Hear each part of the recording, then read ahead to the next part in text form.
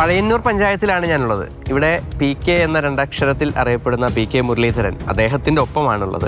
അപ്പോൾ 37 കൊല്ലമല്ലേ ഇപ്പോൾ? അതെ അതെ, 8ാമത്തെ ടേമാണ് മത്സരിക്കുന്നത്. ഈ മത്സരത്തോടുകൂടി 8ാമത്തേക്കാണ്.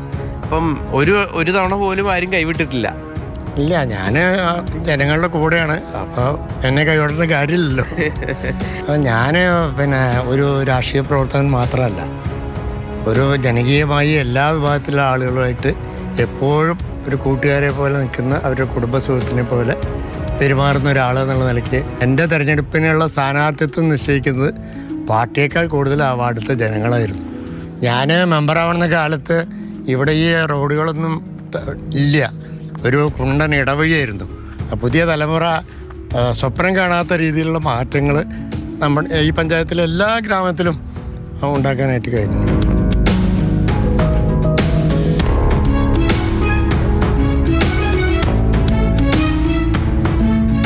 നമുക്ക് വീടിന്റെ തൊട്ടടുത്ത് തന്നെ നല്ല കൃഷിയൊക്കെ ഉണ്ടല്ലേ? ഞങ്ങളുടെയൊക്കെ കൃഷി അപ്പുറത്തുണ്ട്. ഇവിടെ തോട്, അത് കഴിഞ്ഞ് കുറച്ചപ്പുറത്തേക്ക് പോയ നമ്മുടെ ഗായത്രി പുഴ, അതിനോടനുബന്ധിച്ച് ചീരക്കുഴി, കനാല്. എത്ര വാർഡിൽ മാറി മാറി ഒന്ന് മത്സരിച്ചു? ഇത് വടക്കേത്ര വില്ലേജ് എന്ന് പറയും. അത് 2 വാർഡായിരുന്നു നേരത്തെ, അത് വിഭജിച്ചപ്പോൾ 4 വാർഡായി. ഇപ്പോൾ 5ാമത്തെ വാർഡാക്കി മാറ്റിയിട്ടുണ്ട്. അതിലാണിപ്പോൾ ഭാഗ്യപരീക്ഷണം. അപ്പൊ എത്ര തവണ പ്രസിഡന്റായി? 2 തവണയാണോ? 2 തവണ പ്രസിഡന്റായി, 1 തവണ വൈസ് പ്രസിഡന്റായി. പരമാവധി പഞ്ചായത്ത് ഭരണസമിതിയായിട്ട് ബന്ധപ്പെടുമ്പോൾ അവിടെ കക്ഷി രാഷ്ട്രീയത്തിന് ഒരു പ്രാധാന്യവും നമ്മൾ കൊടുക്കാറില്ല.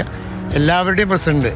തെരഞ്ഞെടുപ്പിൽ നമ്മൾ രാഷ്ട്രീയമായിട്ടൊരു കക്ഷിയുടെ UDFൻ്റെ കോൺഗ്രസിൻ്റെ ഉത്തരവാദിത്തപ്പെട്ട ഒരാൾ എന്നുള്ള നിലയ്ക്ക് സ്ഥാനാർത്ഥിയാവും. ജയിച്ചു കഴിഞ്ഞാൽ നമുക്ക് വോട്ട് ചെയ്തവരും ചെയ്യാത്തവരുമായിട്ടുള്ള മുഴുവൻ ആളുകൾ എൻ്റെ പഞ്ചായത്തിലെ ആളുകൾ എന്ന നിലയിലാണ് ഞാൻ ഇന്നുവരെ അവരോട് പെരുമാറിയിട്ടുള്ളൂ.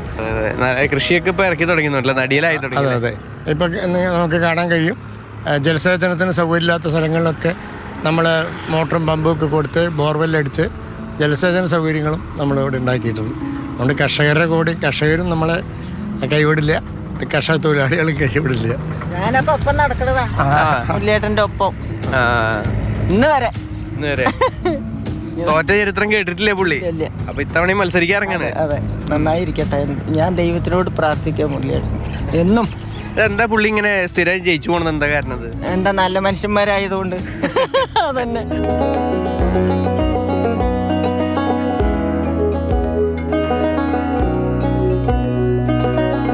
പരാജയത്തിൻ്റെ കാര്യം അങ്ങനെ ഒരു ചിന്തയുടെ ആവശ്യം ഉണ്ടെന്ന് എനിക്ക് തോന്നിയിട്ടില്ല, ഉണ്ടാവില്ല എന്ന് തന്നെ ഉറപ്പില്ല.